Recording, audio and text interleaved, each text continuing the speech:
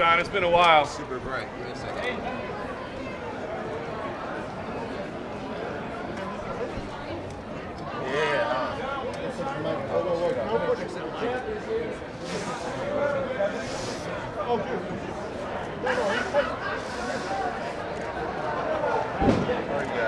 Good. Well, John, it's been a while, man. How does it feel to be back and to be getting a lot of love, it seemed like, from the crowd? I mean, you've had your critics along the way, but it seems like they still got your back.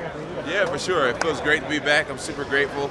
I've missed this game so much. I've missed all you guys so much. Thank you guys for being here. Yeah, man, just unbelievable, man. Great energy in here right now, and very exciting. You said you felt like you kind of owed it to the fans to take this fight, even though it's not your thing. Can you kind of explain that a little bit? Why do you feel like you owed them?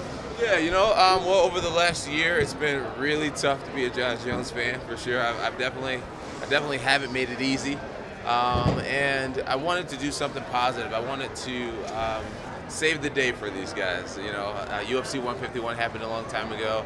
It's something that some people still hold against me to this day.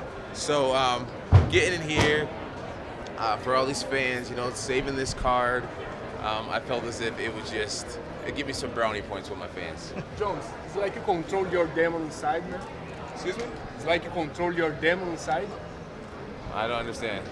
It's like you controlled your demon inside of you. Do you feel like you control the demons inside of you? Yeah. Oh, okay. Do I feel like I don't really think I had too many demons. I feel alive. I feel as if I've grown a lot. I feel as if everything happens for a reason, and we're all on these different journeys and different paths in life, and we're all going to live life differently. So I feel good. I feel happy with who I am today and where I'm at today. Hey, John, what was your reaction yesterday with McGregor in that tweet saying he was retiring and getting pulled from UFC 200? I don't think he's retired. I don't think he's going to retire. Just a few days ago on his Instagram, he said, hungry like day one. And so a guy like Conor, he's a fighter, and he is a winner. And I don't think he would want to go out on a loss. I think if he doesn't fight again, his legacy is really that Diaz fight. So I'm pretty sure he'll be back. Now, And hats off to him for standing up for what he believes is right. At the end of the day, business is business, and the guy obviously has respect for himself and his talents, and fights like this will help fighters in the future. So I respect his balls, I guess. Oh, that sounds bad. I won't say I respect his balls. Let's see. Yeah, I respect his willingness to fight for what's right. Did you understand kind of after what you went through with UFC 151? You guys are gonna headline John respects Conor balls. Don't do it. Just don't do it. Did you kind of sympathize with him a little bit, making that stand, because you had to go through that with 151, just kind of like the venomous reaction you got, and maybe it wasn't really deserved. You didn't. Yeah, I don't really sympathize. Conor knows what he's doing, and like I said, I believe he'll be back. So.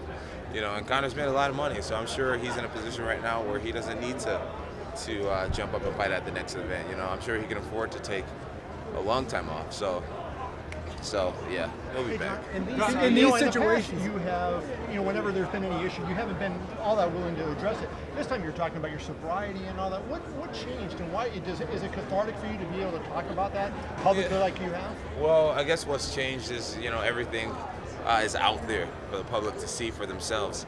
So there's really no hiding anything anymore, and it's really freeing to just be so open and honest with all the fans.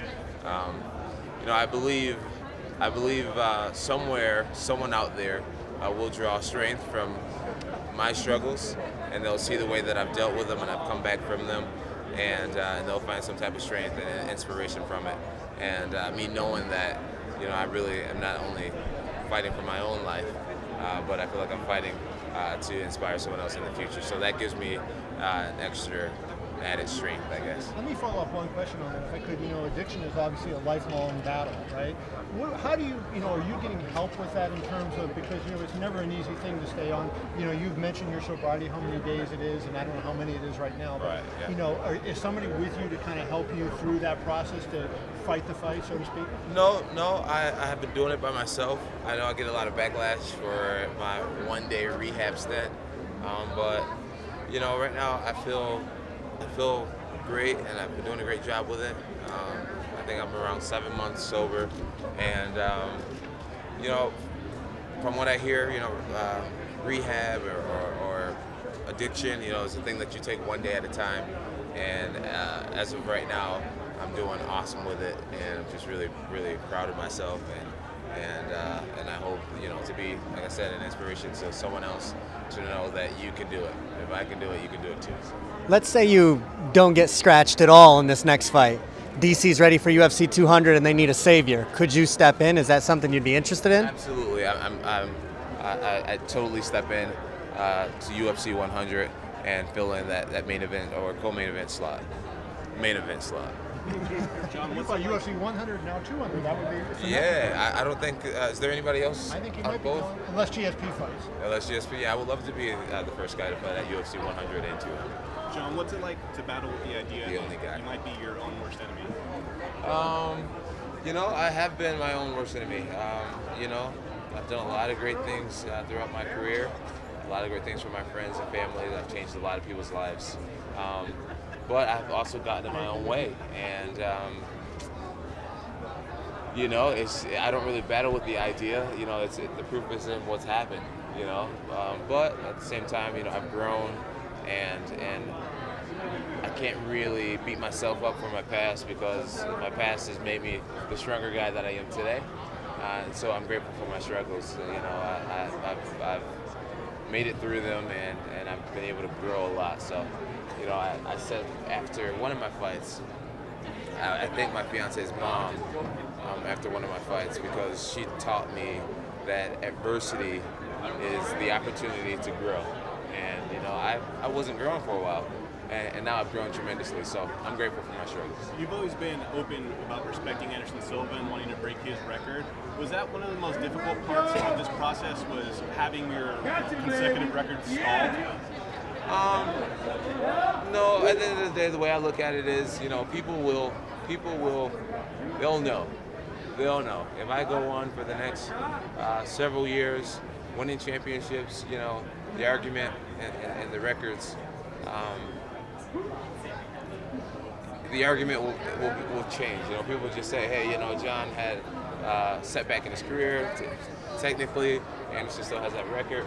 With John Jones, is he went on to win, let's say, 10 more world titles, whatever. So I just think, through time, everything else will take care of itself. How excited are you to do what you are initially known for, to get it back in there and just compete? Give me a second, guys. Give me a second. I'm excited. I'm excited to get back in there and to show some of the new fans of why there's so much hype around me. Show some of the new fans why I'm number one on that pound for pound ranking. And I'm also excited to get out there and remind the old fans what I'm capable of. So a lot of pressure for sure. But at the same time, I'm just really just grateful, really excited, and yeah.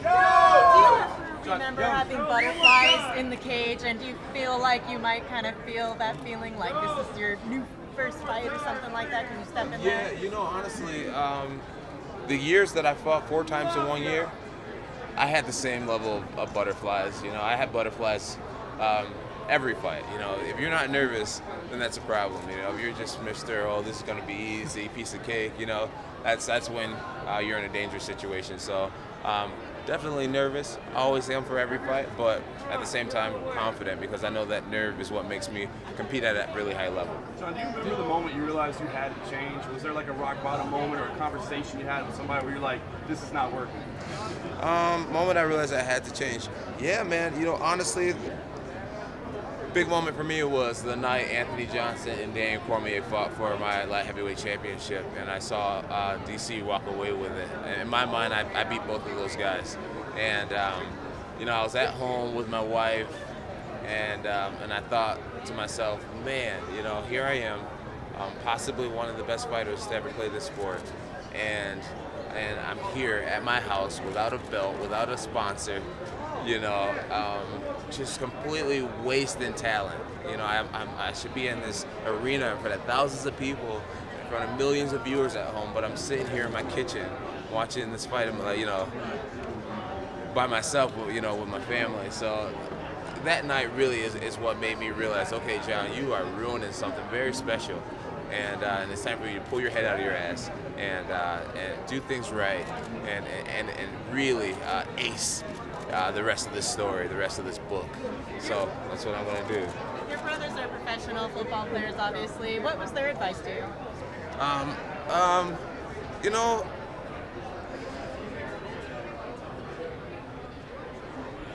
Their advice to me, let's see. They didn't really give me that much advice. They were just extremely supportive. They were extremely supportive throughout the whole thing. They know one thing about me is when my back's against the wall, that's when I really give my best, my absolute best. When I'm comfortable, sometimes I coast and I make things difficult on myself. I take things for granted. But when my back's against the wall, when it's really time for me to dig deep, that's when I show my true self and I do my best work. So they kind of set back and was wondering, okay, John is fired up now. John's back is against the wall. He's at a low point now. Like, let's see what he does.